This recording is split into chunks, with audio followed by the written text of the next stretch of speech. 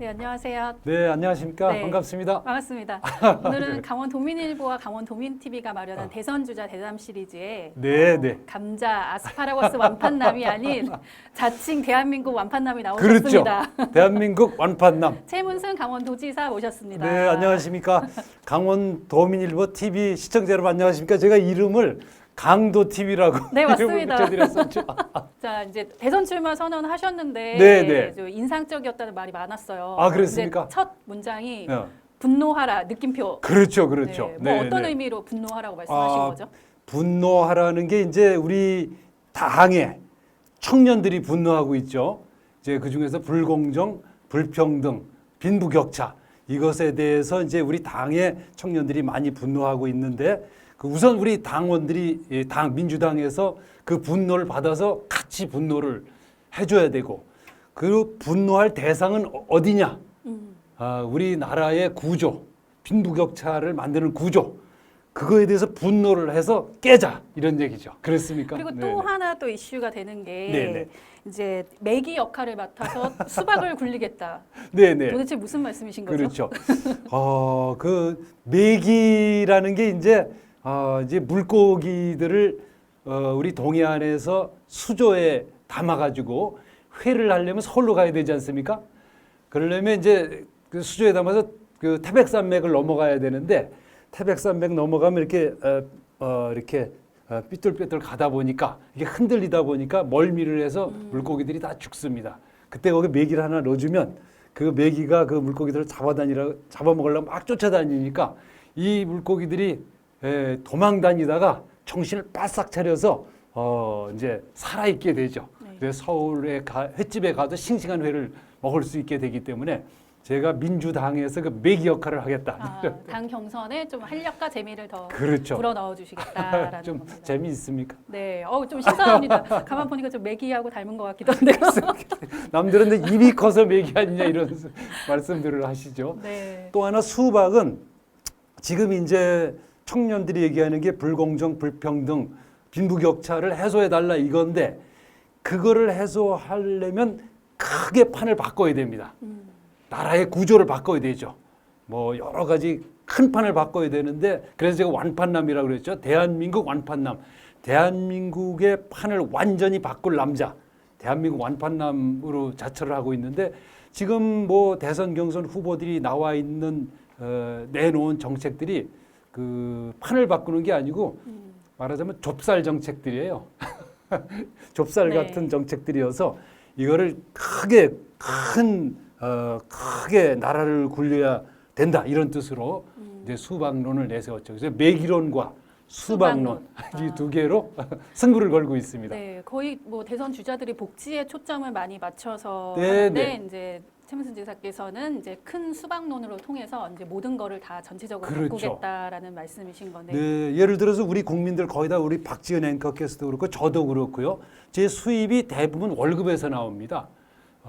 그 다음에 복지, 그 다음에 이자, 저금에서 나오는 이자 이 두 가지로 크게 이루어져 있죠. 예를 들어 월급이 500만 원이라면 복지나 이자에서 나오는 수입은 5만 원.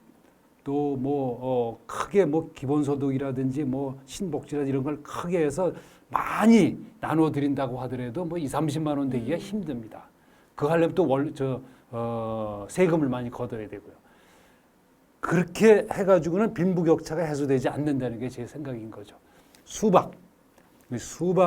수박을 가지고 다뤄야 된다. 이게 제 생각입니다. 그 수박을 이제 굴리다 보면은 뭐 네. 고용국가, 청년국가, 그리고 그렇죠. 뭐 디지털, 평화, 분권 네, 이쪽으로 말씀을 많이 그렇죠. 해주셨는데요. 이제 각 국가 조성의 이제 비전에서 좀 네. 키워드를 하나씩만 좀 꼽아주신다면요. 우선 가장 중요한 게 고용국가입니다. 이제 아까 말씀드린 대로 주수입, 우리 삶의 주수입을 늘려야 되는 것.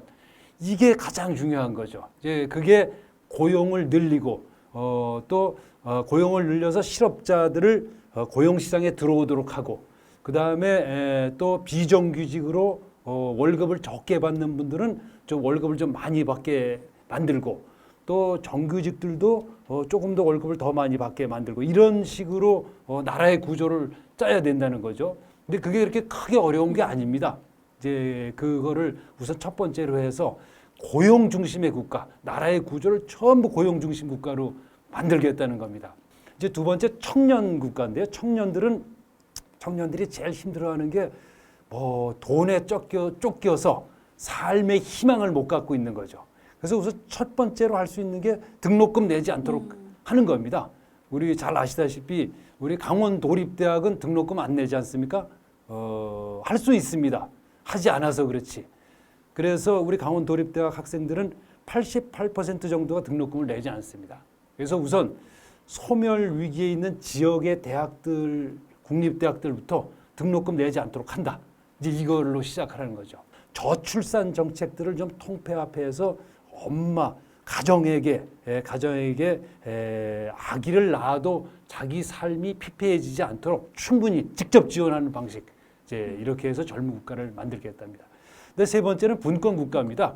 가장 심각한 문제 중에 하나가 이제 지역 소멸에 관한 것인데 이 부분이 잘 우리 의제가 되지 않고 있습니다. 그래서 이 부분에서 제가 강한 목소리를 좀 많이 내려고 그러는데요. 분권 국가를 만들어야 된다. 돈과 권력이 지역으로 흩어질 수 있도록 해야 된다. 특히 그중에서 기업들이 흩어지도록 해야 된다. 예를 들어 우리가 마트에 가서 무슨 물건을 하나 사면 그 돈이 사는 즉시 바로 서울로 가게 돼 있죠. 이제 그렇게 돼서 돈과 권력이 모이는 구조로 돼 있어 가지고는 이런 불평등 구조가 해소되지 않는 거죠. 이제 그래서 우선 요 세 가지를 또렷한 정책을 가지고 또 그리고 또 저희가 우리 강원도에서 다 실험에 해서 성공한 그런 사업들이 다 준비되어 있습니다. 네, 강원형 취직 사회 책임제가 거기에 또 그렇습니다. 들어가죠. 그렇습니다. 네. 이걸 전국에 도입해서 나라 전체를 좀 바꿔보겠다 이런 생각이 되겠습니다. 네. 2024 강원 동계 청소년 올림픽 때 그렇죠. 이 남북 공동 유치를 또 이제 추진을 하게 되는데 이게 네. 또 이제 평화 국가하고 네. 또 맞닿아 있겠네요. 네, 네. 그렇습니다. 제가 이제 평화 정책으로 내세운 게 형제 정책입니다. 옛날에 햇볕 정책이라는 게 있지 않았습니까? 햇볕 정책 이후에는 좀 이렇게 뚜렷한 이름이 붙은 정책이 좀 잘 안 나왔었는데 네. 제가 형제 정책이라는 걸 만들었습니다. 형제 정책. 형제. 그 남북한의 형제다. 네. 서로 자기가 형이라고 그러겠죠. 네, 근데 그건 뭐냐면 서로 따로 살자. 따로 살면서 어려울 때 서로 도와주자. 이 정책입니다. 네, 그래서 서로 독립성을 당분간 유지하면서 어려움을 같이 이겨나가는 그런 정책이 되겠습니다. 우선 가장 눈앞에 와 있는 정책은 2024 강원 청소년 동계올림픽이 있지 않습니까? 그럼 이 2024 강원 청소년 동계올림픽은 IOC에서 그 이름을 강원 청소년 동계올림픽이라고 지어줬습니다. 네. 그 대개 올림픽의 이름은 시 이름으로 붙이는 게 지금까지의 일관된 전통이었습니다. 베를린 올림픽, 서울 올림픽, 로스앤젤레스 올림픽 이렇게 시 이름으로 되어 있었죠. 지역, 도의 이름으로 올림픽 이름이 붙은 것은 역사상 처음 있는 일입니다. 네. 그래서 이거는 남북 강원도가 갈라져 있기 때문에 남북 강원도가 같이 공동 주체를 해봐라라는 뜻에서 그렇게 지었고요. 그 지역에 대한 이슈를 중앙 정치권에서 그리고 이제 대선에서 이제 좀 유독 좀 이제 중심적으로 띄우셨는데요. 네네. 좀 뭐 지역 인구 소멸이라든지 지역 그렇죠. 계약의 문제 이런 네. 지역의 어젠다를 이제 세팅을 하셨습니다. 네네. 대선에서. 네. 그러니까 이제 우리나라의 가장 큰 문제, 빈부격차의 문제라든지 불평등, 불공정의 문제의 핵심이 이제 지역 소멸과 같은 이렇게 모든 것이 한 군데로 모여드는 이 문제 아니겠습니까? 근데 이 문제가 우선 정치 권력과 경제 권력, 문화 권력, 언론 권력 이것이 다 수도권에 모여 있으니까 이 지역의 목소리가 반영되지 않고 있는 겁니다. 근데 본질적인 문제가 제기되지 않고 있는 겁니다. 그래서 대선 국면에서 이 문제를 함께 제기하고 지역이 연대해서 이 문제를 푸는 방법을 다음 대통령을 통해서 해야 된다는 게 제 생각입니다. 그러니까 지금 지역이 인구 소멸이 된다는 것이 얼마나 심각한 문제니까 그냥 무슨 행정용어처럼 소멸이라고 돼 있지만 그 마을이라든가 사람이 사는 공간 자체가 사라지는 거죠. 그리고 또 그 지역의 대학들도 벚꽃 피는 순서대로 없어진다고 그러지 않습니까? 굉장히 문학적인 표현이지만 정말 가슴 아픈 얘기죠. 그러면 정부에서는 이것을 그쪽에 벚꽃 피는 순서대로 정원을 줄여서 이걸 없애는 게 아니라 그쪽을 지원해서 그쪽부터 없어지지 않도록 해야 되는 거죠. 그래서 저는 거기부터 등록금 면제를 해주자 이건 거죠. 지금 정부에서 하는 방식은 반대 아닙니까? 거기는 정원을 줄여서 수도권으로 더 몰릴 수 있게 수도권 대학들은 살리고 지역 대학들은 죽이는 이런 방식은 안 된다는 거죠. 네. 대선을 통해서 바꾸자 이게 제 생각입니다. 네. 그리고 말씀하셨다시피 뭐 이제 불공정, 불평등 이런 네. 가치 이슈에 대해서 특히 이제 2030 세대들이 네, 엄청 민감해합니다. 네, 그래서 네. 이제 당에서 이제 당을 지지했던 2030 세대들도 네, 네. 좀 이제 이탈이 많은데 네. 이제 조국 장관의 이제 신간 출간을 놓고도 또 이제 당내에서 의견이 네. 나뉘고 있는데 좀 당내 주자로서 어떤 생각이신지? 2030 세대들이 화나는 게 당연합니다. 오랜 시간 동안 그런 구조가 고착화돼서 이제는 그것이 아주 당연한 줄로 우리가 알고 살고 있는 겁니다. 그래서 이제 그것을 바꾸기도 힘들죠. 그렇지만 그것을 정확하게 직시해서 바꿔 나가야 할 때가 됐습니다. 그 문제를 정확하게 직시해서 시대 정신으로 삼고 그것의 해법을 제시하는 사람을 대통령으로 뽑아야 되는 거죠. 이제 그것이 조국 사태, 저는 윤석열 사태라고 부르고 있습니다. 네. 윤석열 사태로 불러야 맞다. 이렇게 해서 윤석열 사태를 통해서 상징적으로 드러난 겁니다. 근데 이게 개인의 문제처럼 좀 돼버렸습니다. 조국이라는 개인, 윤석열이라는 개인의 문제처럼 된 거죠. 그래서 분리하자. 개인의 문제는 분리하고 구조의 문제로 다루자. 이게 세 가지 문제가 지금 이 윤석열 사태에 섞여 있는 거죠. 하나는 불공정, 불평등 문제와 언론 문제와 또 하나는 검찰 문제. 이게 세 개가 있는 거 아니겠어요? 덩어리, 이 세 개 각각 있는 문제가 덩어리처럼 돼 있는 거죠. 이걸 잘 분리해서 그 각각의 정책으로 만들어내자는 거죠. 그건 어디서 해야 되냐면 국회에서 해야 됩니다. 그거를 받아서 국회에서 제도화를 하는 것을 지금 하자는 거죠. 그 조국 교수와 윤석열 전 총장은 개인으로서 밖에서 따로 논의돼야 된다. 조국 교수를 때려잡는다고 해서 그 불공정 문제가 해결되는 게 아닙니다. 이분은 놔드리자. 그분들 가족들 놔드려야 된다. 지나친 피해를 많이 받았기 때문에 이렇게 치유되실 수 있도록 놔드려야 된다. 네, 시스템의 문제로 접근. 시스템의 문제로 접근해야 되죠. 윤석열 전 총장은 이분이 이 과정에서 거짓 정의의 사도가 된 분입니다. 조국 전 장관은 악마, 이분은 정의의 사도 이렇게 돼 있는 거죠. 그 이분은 엄청난 피해를 당하고 이분은 무슨 대권 주자가 된 거 아니겠습니까? 이거는 잘못된 프레임입니다. 잘못된 구도, 일대의 잘못된 구도로 된 거죠. 그래서 이분도 나와서는 안 된다는 게 제 생각이고요. 대선에 나와서는 안 된다. 대회에서는 나와서는 안 된다. 그리고 제가 개인적으로 충고하건대 그 거짓 정의의 사도라는 것은 허상입니다. 그래서 이분이 스스로 검찰 독립, 검찰의 정치적 중립 이것 때문에 영웅처럼 된 거죠 지금. 근데 정치권에 발을 들여놓는 순간 그 허상은 무너져 내리게 됩니다. 그러니까 자기 모순, 자기 부정의 상태가 되기 때문에 대선에 들어오셔도 큰 영향력을 발휘하지 않고 그 허상이 드러나게 될 것이다. 그래서 개인적으로 충고드리건대 네. 나오지 않으시는 게 현명하실 것이다. 이렇게 말씀드립니다. 저희 분위기를 바꿔서 저희가 오늘 완판남이 나오신다고 해서 특별한 네. 이벤트를 좀 아, 준비를 그랬습니까? 했습니다. 그래서 이제 야. 2030 세대들에게 그렇습니까? 이제 질문을 네. 좀 이제 재밌는 질문들을 모았는데요. 네, 최문순에게 뭘 물어보고 싶나 해서 뭐 재밌는 질문들이 있을 것 같은데 하나 뽑아주시죠. 그러시군요. 네, 읽어주세요. 정치 시작하고 가장 보람을 느낀 때, 야, 두 개 얘기해도 됩니까? 네. 하나는 평창 동계올림픽 때 남북이 공동 입장했을 때. 두 번째는 저희가 고용이 가장 중요한 사안이다. 특히 2030들한테는. 그래서 저희가 취업 사회 책임제라는 것을 만들었습니다.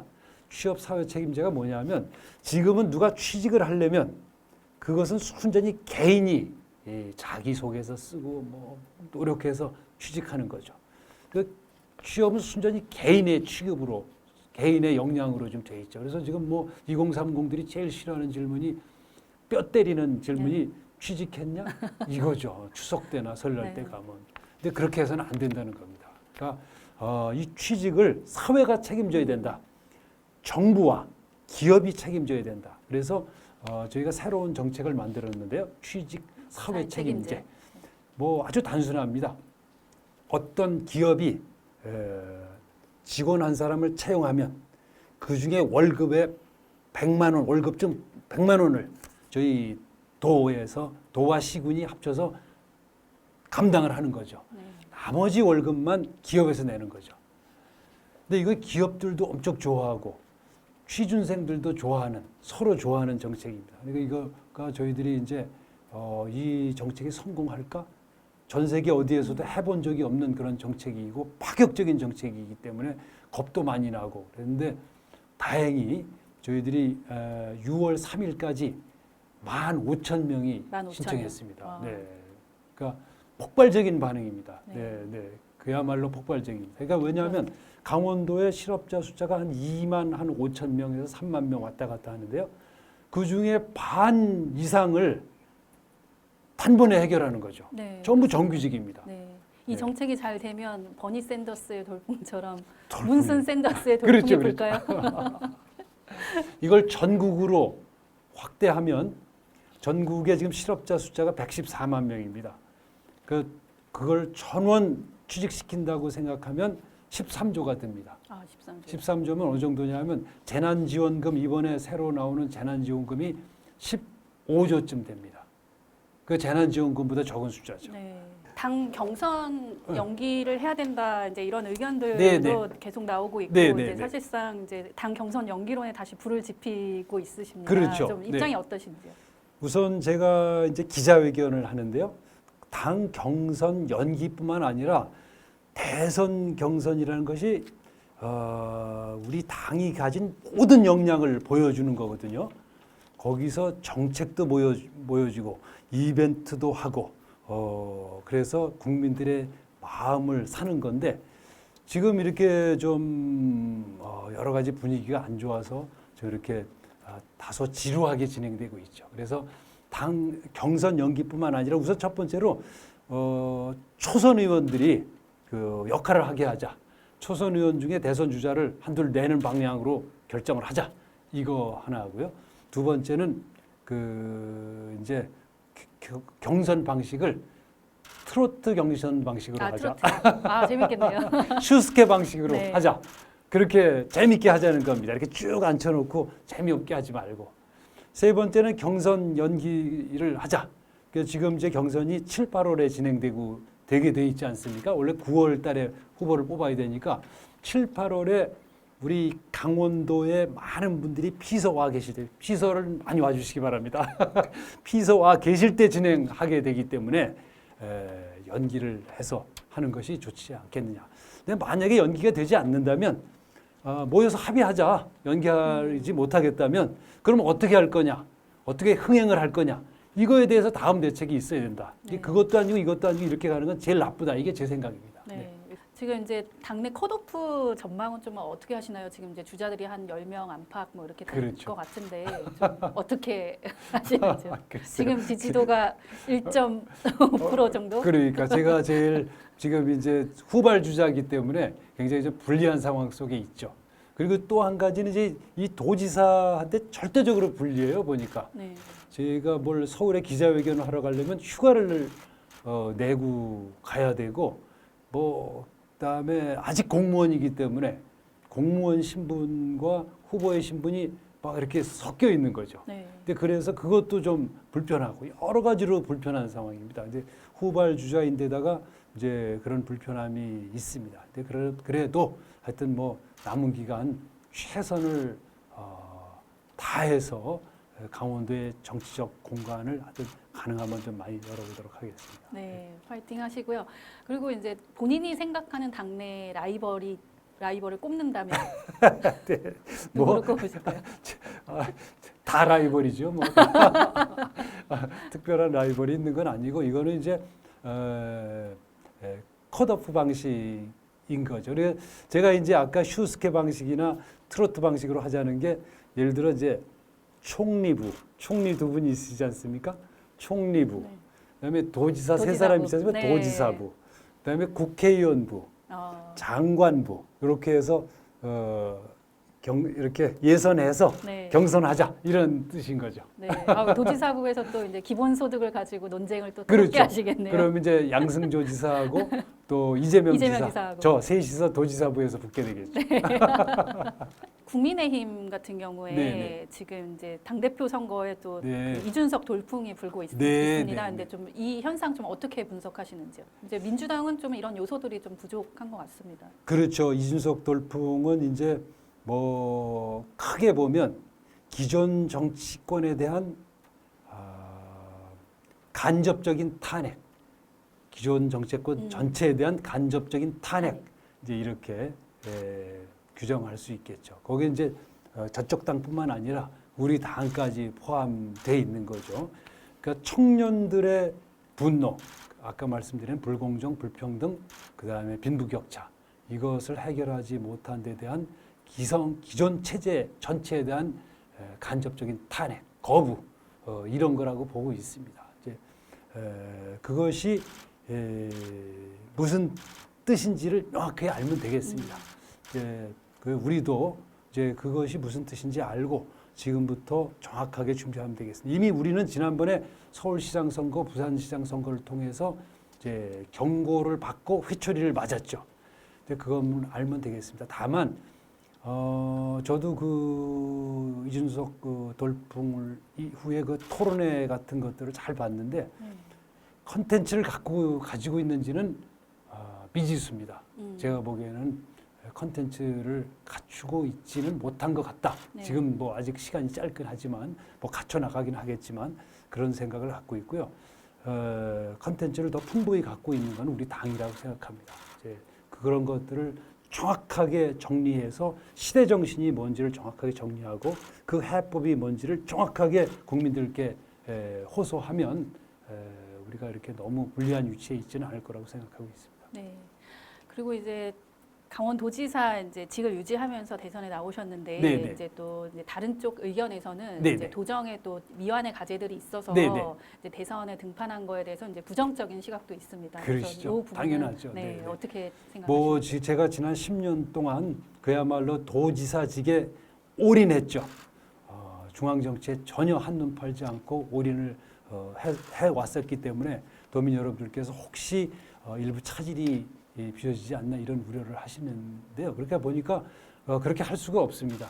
도정을 다 하면서 틈틈이 해야 되는 것이기 때문에 충남의 양승조 지사라든지 또 이재명 지사라든지 또 저쪽 당에는 제주의 원희룡 지사 같은 분들도 출마해 있는데 지금 도정에 차질이 생겼다는 얘기는 아직 듣지 못하고 있습니다. 이렇게 너무 걱정하시지 않도록 대개 또 큰 사안들은 거의 다 해결을 해놨습니다. 몇 가지 사안들이 남아있긴 한데 차질이 생길 수는 없다. 이렇게 단언해서 보고 말씀을 드리겠습니다. 네. 이제 오늘부터 또 대선 주자로서 또 그 스케줄을 소화를 하셔야 되는데요. 네네. 그래서 이제 파란 운동화를 신고 네네, 다니시죠. 그렇습니다. 인터뷰 때문에 구두를 그러시군요. 신으셨는데 네. 그 운동화를 네네. 신으시고 네. 이제 왜 최문순이 돼야 하나 네. 한 말씀 네. 해주신다면.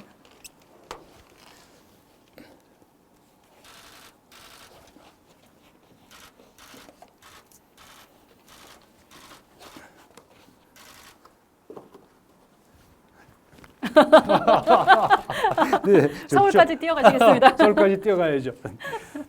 네, 본래 왜 최문순이 돼야 하나?